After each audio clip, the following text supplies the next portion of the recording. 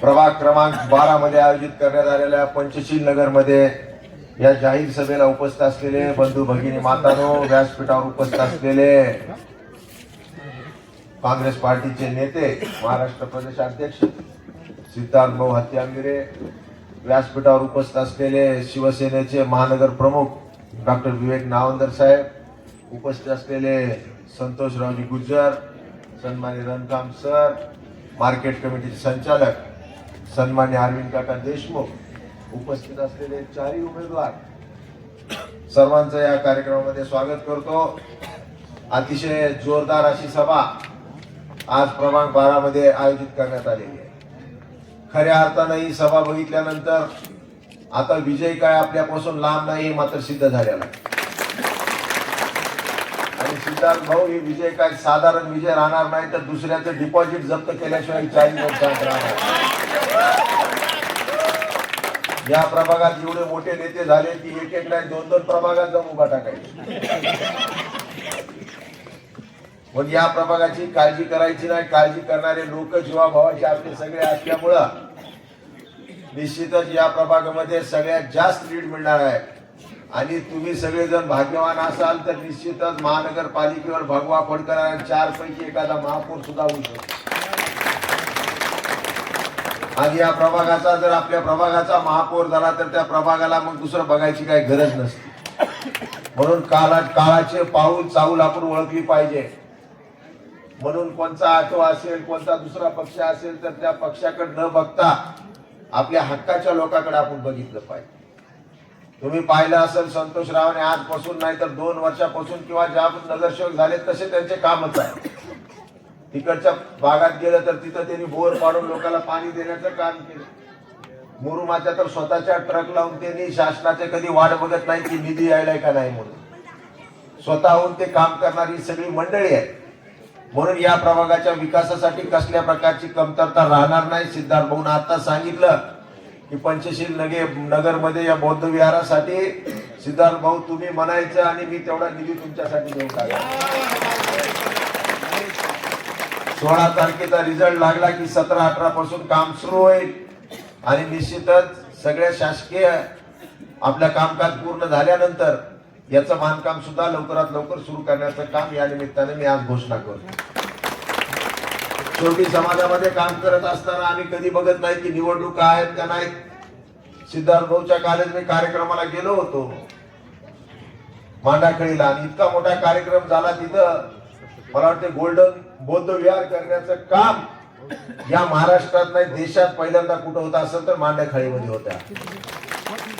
10 acre मध्ये एक Vipassana centre असेल, एक बौद्ध विहार असेल, हे काम करण्याचं त्यांनी हाती घेतलेलं आहे।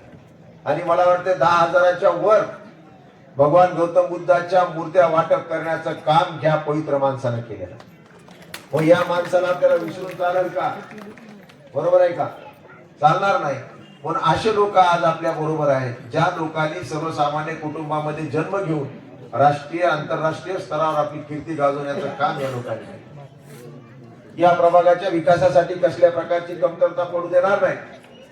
आणि सातत्यानं आम्ही काम करत असताना आरोग्य क्षेत्रामध्ये काम करतो, शैक्षणिक क्षेत्रामध्ये आम्ही काम करतो, समाजाच्या विकासासाठी काम करतो, समाज निर्व्यसनी व्हावा यासाठी आम्ही सातत्यानं काम करतो। या परभणीमध्ये उद्धव साहेब मुख्यमंत्री असताना 2 मेडिकल कॉलेज या शहराला दिलेले आणि त्या माध्यमातून खऱ्या अर्थानं आमची सेवा सुरू आहे।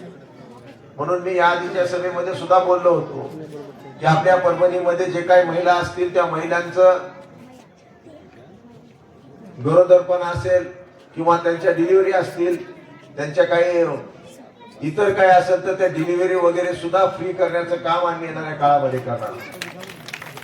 जवळपास 10,000 डोळ्यांचे ऑपरेशन आम्ही आजपर्यंत या निमित्ताने केलेले आहे। म्हणून मला या लोकांना एवढंच सांगायचंय, संतोषराव असतील इतर लोकांना, की जशा प्रकारे मेडिकल कॉलेजमध्ये मोठ्या मशीन्स आलेत, कॅन्सर युनिट आलेला आहे।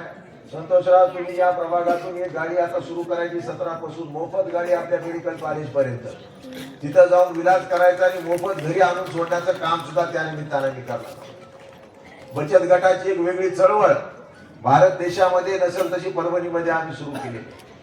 जवळपास 450 बचत गट आज आपल्या एका ठिकाणी आम्ही जॉईन केलेली आहे आणि त्या बचत गटाच्या माध्यमातून जवळपास एक पतसंस्था आम्ही स्थापन केलेली आहे. हे आम्ही पतसंस्था 7 वर्षापूर्वी सिद्धार्थ आम्ही स्थापन केली. माझ्याकडे 4-5 महिला आल्या आणि मला म्हणले की आम्हाला काही लोन पाहिजे. मी नॅशनल बँकेत फोन केला 50,000च्या लोन साठी. तर त्या बायकाला त्या मॅनेजरने एवढे कागद सांगितले आमच्या महिलेला, आमच्या भगिनीला, की त्या बायका परत बँकेतच गेल्या. मग मी ठरवलं की यांच्या हक्काची एक बँक आपल्याला उघडायची. मग पहिले माझे बचत गट आल्यानंतर मी एक बँक काढली. त्या बँकेमध्ये त्या पतसंस्थेच्या अध्यक्ष, उपाध्यक्ष, सचिव केल्या आणि मी त्यांना 50,000 त्यांच्या स्वतःच्या बँकेतून देण्याचं काम केलं. 7 वर्षापूर्वी एक होती माझ्याकडे बचत गट, एकाचं 2, 2चं 3, 3चं 4 आणि आज 7 वर्षानंतर 450 बचत गटाच्या त्या महिलांची स्वतःची हक्काची बँक आणि त्या बचत गटाच्या 450 बचत गटाच्या महिला त्या बँकेच्या सभासद आहेत. त्या बँकेची एक महिला अध्यक्ष आहे, एक उपाध्यक्ष आहे, एक सचिव आहे. आणि आज मला आनंदाने सांगा वाटतं की त्या काळामध्ये एका महिलेला 50,000 रुपये भेटत नव्हते. आज ही पतसंस्था एवढी मोठी झालेली आहे की 450 बचत गटातील कोणत्या महिलेला अर्ध्या रात्री 5 लाख रुपये जरी लागले तर एक कागद न घेता 5 लाख देण्याची ताकद त्या पतसंस्थेमध्ये विकसित झाली. म्हणजे महिला स्वावलंबी झाल्या पाहिजे, महिलेच्या हाताला काम मिळालं पाहिजे. शेवटी महिला घर सांभाळती, महिलांमध्ये असलेली ताकद आज आम्हाला माहिती. म्हणून महिलेला एक चांगल्या प्रकारचे आदर्श व्यासपीठ त्या बँकेच्या माध्यमातून आज आम्ही निर्माण करून दिलेलं. म्हणून या महिलांना सुद्धा आव्हान करतो की आपण सुद्धा निवडणुकीच्या निमित्तानं पुढे आलं पाहिजे आणि येणाऱ्या 15 तारखेला निवडणुकीचं मतदान करते वेळेस मशाली समोरचं बटन दाबून या 4ही लोकांना प्रचंड बहुमताने विजय करा, अशा प्रकारचं आव्हान या निमित्त मी आपल्याला करतो. ज्येष्ठ नागरिकांना सुद्धा आम्ही वंदनीय बाळासाहेब ठाकरे ज्येष्ठ नागरिक मंचाची स्थापना केलेली आणि त्या मंचाच्या माध्यमातून जेवढे काही ज्येष्ठ नागरिक असतील त्यांना डोळ्याचा चष्मा असेल, कानाची मशीन असेल, हातातली छडी असेल, कमरेचा पट्टा असेल, मानेचा पट्टा असेल, संडासने बसणारी खुर्ची असेल, हे दर महिन्याला आम्ही दर 6 महिन्याला एक कॅम्प घेऊन वाटप करतो.